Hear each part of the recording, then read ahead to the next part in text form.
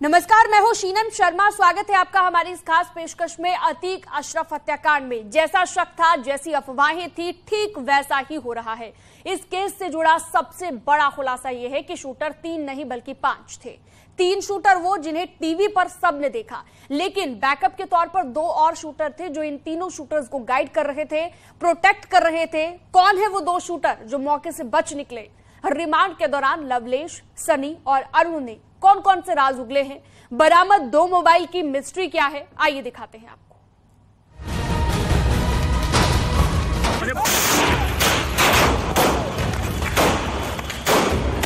दो mafia, 5 shooter, mafia brothers का murder.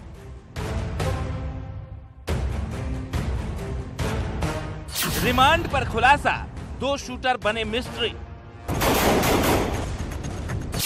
Mobile से मिलेगी मास्टरमाइंड की हिस्ट्री।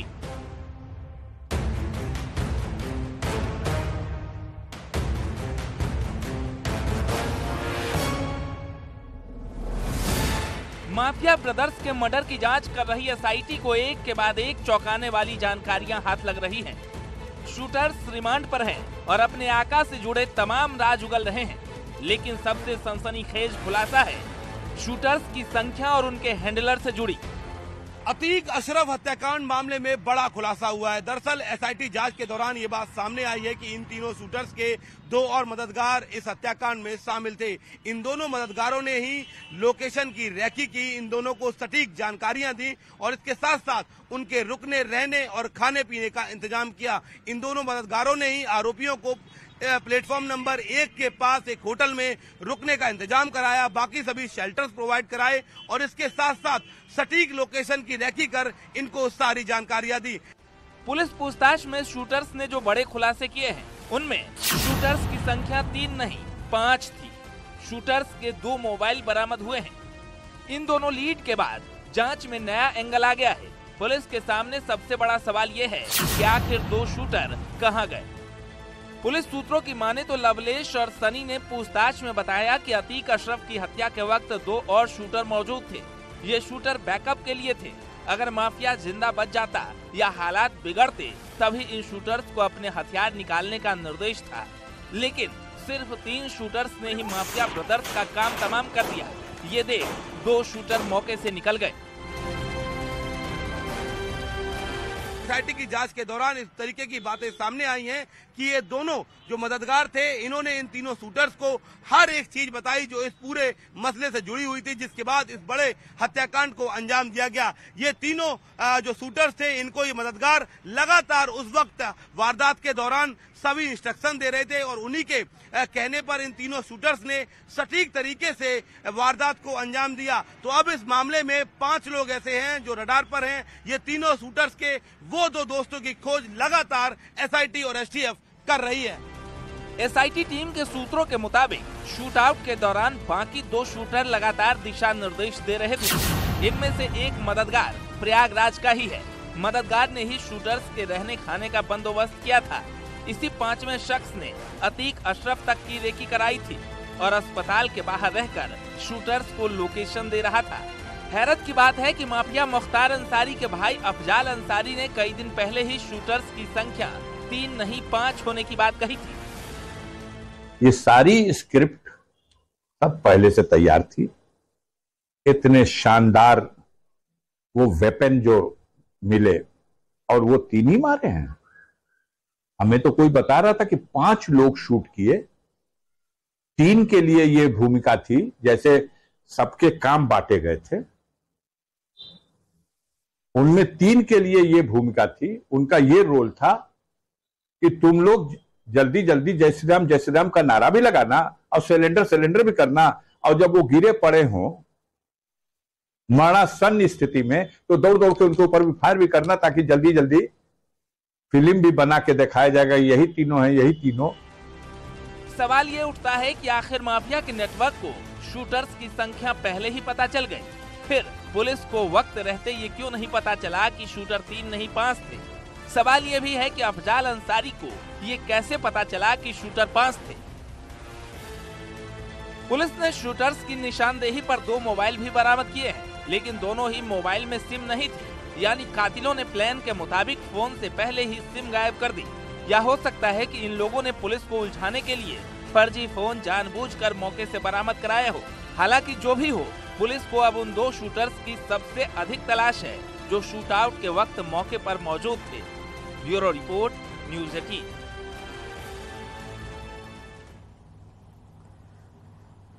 तो तीनों शूटर कालवेन अस्पताल यानी कि शूट आउट वाली जगह से चंद कदम दूर ठहरे हुए थे। न्यूज़ 18 की टीम ने उस होटल को ढूंढ निकाला और हम उस कमरे तक पहुंचे जहां पर शूटर लवलेश, अरुण और सनी रुके हुए थे। हमारी टीम ने होटल में क्या देखा, वहां के मैनेजर का क्या कहना था, आइए दिखाते हैं।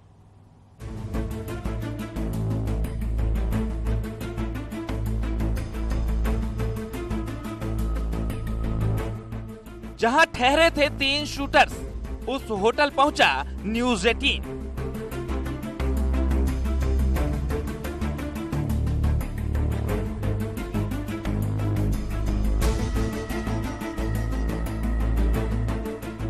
शूटर्स के ठिकाने से एक्सक्लूसिव रिपोर्ट।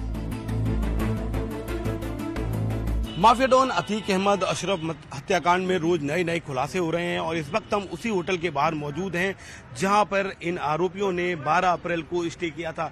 ये होटल स्टे इन है जो कॉल्विन हॉस्पिटल से महज 5 से 7 मिनट की दूरी पर है। ये आरोपी 12 अप्रैल को यहां पर आते हैं और उसके बाद स्टे के बाद लगातार रैकी करते हैं। चूंकि यहां से हॉस्पिटल महज 5 से 7 मिनट की दूरी पर था, ऐसे में इन्हें न सिर्फ आसानी होती थी बल्कि समय भी कम लगता था। ये लगातार रैकी करते रहे और इन्होंने बड़ी घटना को अंजाम दे दिया। इस होटल से उनके 2 मोबाइल फोन बरामद किए गए हैं जिनका डेटा रिकवर करने का एसआईटी लगातार प्रयास कर रही है। कमरा नंबर 203 में रची गई साजिश।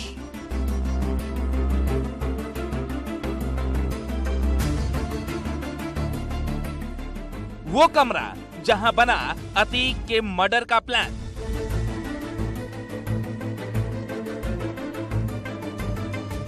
माफिया डॉन अतीक अहमद और अशरफ हत्याकांड में बड़ा खुलासा हुआ है। इस वक्त नेटवर्क 18 उसी होटल में पहुंच गया है जहां पर ये तीनों आरोपी रुके थे।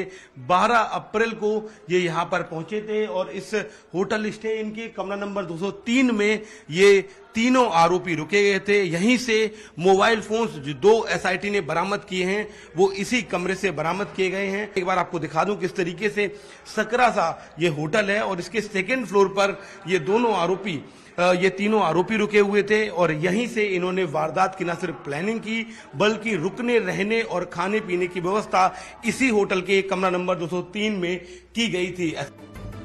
जहां मारा गया अतीक, उसी रोड पर रुके थे कातिल।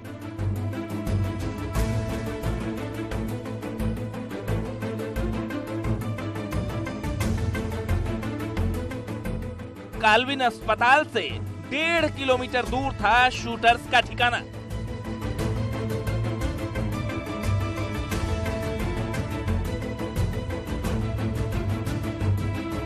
और इम्पोर्टेंट बात यह है कि होटल स्टे उसी सड़क पर है जहां पर कॉल्विन हॉस्पिटल है। महज 1 से 1.5 किलोमीटर का फासला इस होटल से कॉल्विन हॉस्पिटल का है। ऐसे में इनके लिए ये बहुत मददगार रहा क्योंकि न सिर्फ समय कम लगता था बल्कि रैकी करने में इन्हें बड़ी आसानी रही।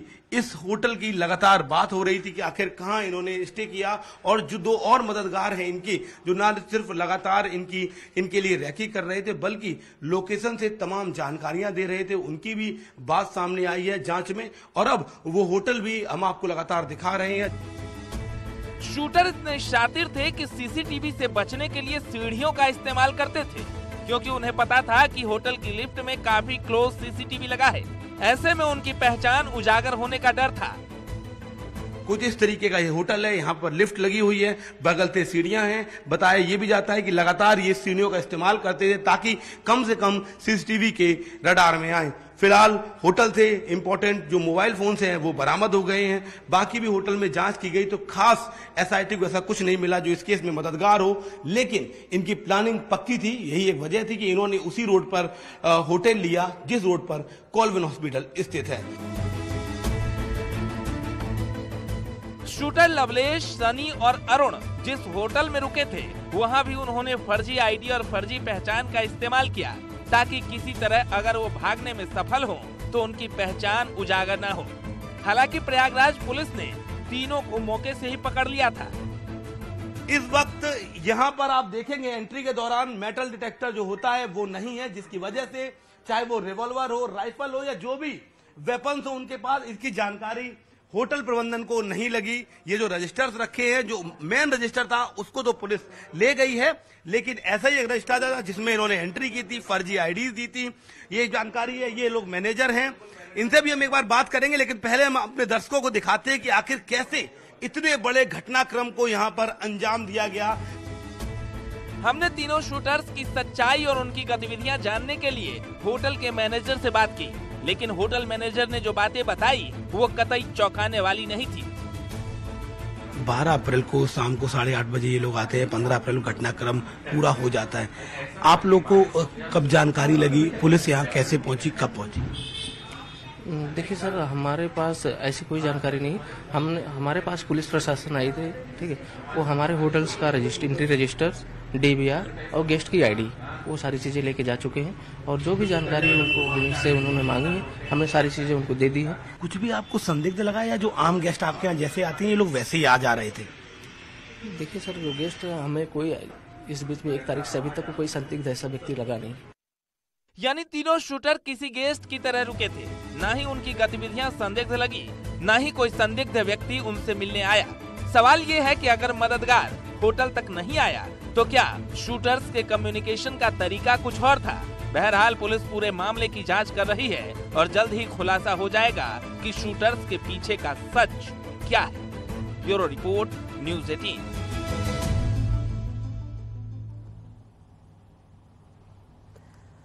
तो शूटर्स के प्लान के बारे में हमने बताया, खुलासा किया उन 2 टीमों के बारे में जो टीम ए और टीम बी में बंटी हुई थी। चलिए अब आपको शूटर्स की थ्योरी समझाते हैं, जिसमें तमाम झोल नजर आ रहे हैं। पुलिस सूत्रों के मुताबिक शूटरों को उमेश पाल हत्याकांड का वीडियो देखकर डॉन बनने का ख्याल आया, लेकिन पुलिस को शूटर्स की थ्योरी पर यकीन नहीं हो रहा। कई ऐसे सवाल हैं जो शूटर्स की थ्योरी पर फिट नहीं बैठते। देखिए पूछताछ में क्या बड़े खुलासे हुए।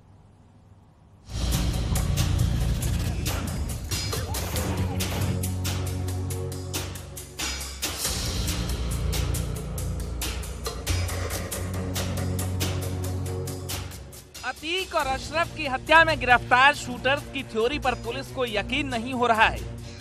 पुलिस ये मानने को तैयार नहीं कि शूटर्स ने अतीक और अशरफ की हत्या सिर्फ फेमस होने के लिए कर दी, क्योंकि हमलावरों ने पुलिस रिमांड में कबूल किया है कि उन्हें उमेश पाल शूटआउट में असद का वीडियो देखकर डॉन बनने का ख्याल आया, जिसके बाद शूटर सनी ने अतीक और अशरफ की हत्या के लिए हथियार जुटाए।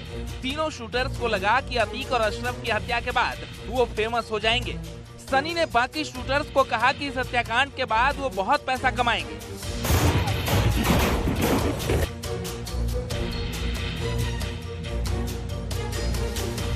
उन्हें लगा कि अगर अतीक का बेटा असद गोली चलाकर डॉन की तरह दिख सकता है तो वो क्यों नहीं।